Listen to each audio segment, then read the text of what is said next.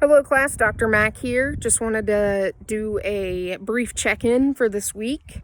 I'm hanging out at my house. I just recently moved to Asheville, North Carolina. So if I've seen a little bit more absent than usual, I apologize. It was a crazy process. I'm sitting here, standing actually on my deck, and we have a gorgeous mountain view. So this is where I get most of my work done, some grading. I think in the spirit of mindful leadership, really being in a place where there are less distractions is very therapeutic for myself, and lets me see different perspectives when it comes to being mindful. I just wanted to check in this week. The readings for this week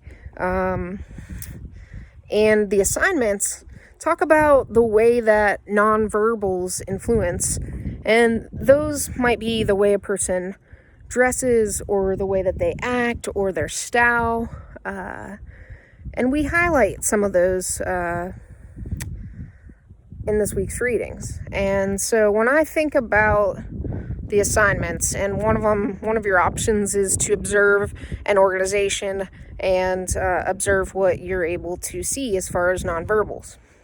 I think about Atlantic University. Obviously, I'm faculty there.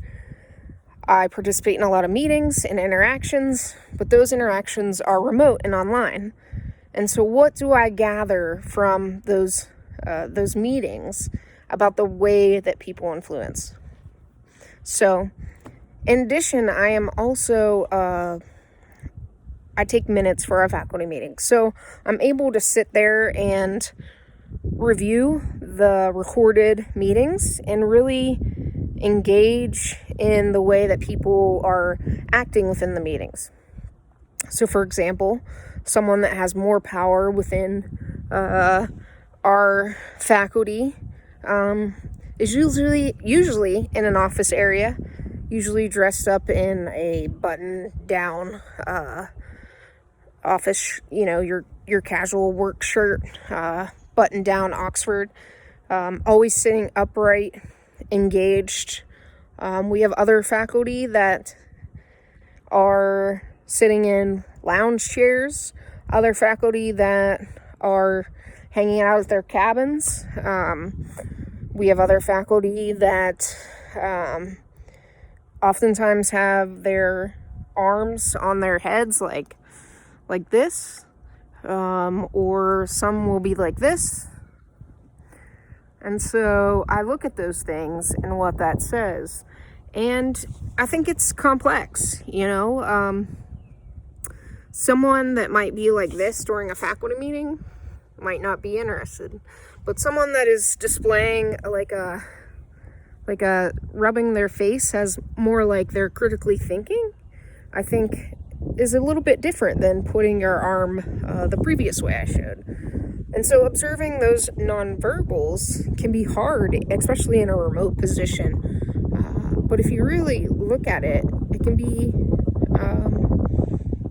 easy to notice. There are certain people within even our faculty that when they speak, a lot of people just pay attention to the way they speak. And it might be their tone of voice, the way that they're calm, the way that they frame the question, or the way that they review a perspective, the way that they show that they're engaged, and even in dress.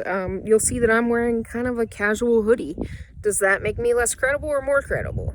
So those are some things to think about, For example, we also have a faculty that is a priest. And so sometimes he's in his priest uniform. What does that say about power? Is someone viewed differently by just wearing their priest uniform? Does that bring more respect for someone when they're speaking and when they're trying to influence others? So I just wanted to share those examples. I thought, what a great way to share than to use my work example. Even though we're not all engaged and we all, check in and check out during meetings, I'm completely guilty of it all. If you've ever had a chance, definitely look up the In Real Life conference call on YouTube. It's a great, funny way of looking at meetings and how it can be distracting when somebody's speaking or trying to influence, and the usual things happen. So looking at those nonverbals is important, especially in influence. I've had many conversations, personal conversations with students, and, just being authentic and raw in the way that I am now is something that has influenced them to believe in themselves more, to apply to a PhD program, to do that research project they're hesitant about, to write a paper that they're scared about, so those sorts of things. So I hope that you guys are having a great week. Feel free to reach out if you have any questions about the assignments this week, and take care. Oh yeah, well, one more thing. Norm wants to say hi. Norm, can you say hi to everyone? Come here. There's Norm. He's loving the mountain life. All right. Take care, guys.